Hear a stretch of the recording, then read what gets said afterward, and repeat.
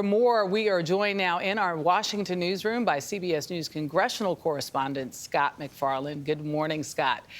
What was it about vote number 15, I should say, that got McCarthy over the hump? Yeah, 15th round knockout. What happened was he figured out what to do with that group, that small group of members of his conference who said they would never, ever vote for Kevin McCarthy. They didn't, but they voted present, which changed the math and really cleared the way for McCarthy to get by with a smaller number. They got themselves out of the way.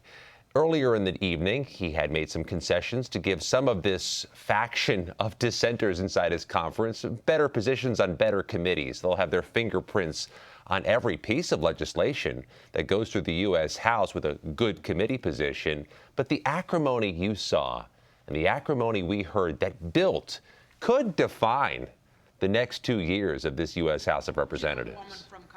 I'm going to call it a 15th round TKO, not a KO necessarily. But talk about some of the challenges that McCarthy now faces. I think he was asked last night if he thinks he's going to serve his full 2 years as Speaker. He said 1,000% I will, but he does face those challenges. Jeff, this faction that broke away and caused him such trouble on what's usually the simplest vote of a U.S. Congress could surface again on tougher, more contentious pieces of legislation.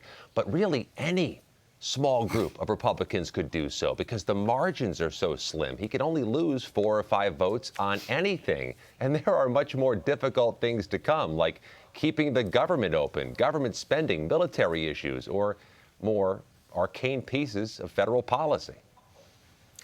Scott, when you're talking about that, I'm thinking of 2 things, sort of along the lines of how much power did he give to this holdout group in making some of these concessions, but also how much power does this potentially give to Democrats in seeing so much unrest in the Republican Party?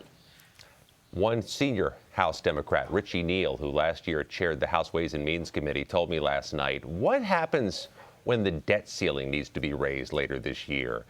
Seemingly, some coalition of Republicans and Democrats will be needed because the Republicans seem unable to gather their own votes for such a contentious thing. And you'll recall from 2011, if you nearly breach the debt ceiling, if you don't raise the debt ceiling in a timely fashion, you can cause a huge tremor in the U.S. economy, hitting the stock market, hitting jobs, hitting people's wallets. Yeah, there's one more piece of business. That freshman senator, Republican freshman senator, George Santos. What does his future hold? Congressman Santos, he is now a congressman. He's been sworn in. We spent this week pursuing him for answers to questions about his background. He still refuses to answer. Okay, Scott MacFarlane from D.C. after an early morning after a long night. Scott, we appreciate all of your great work this week. Thanks so much.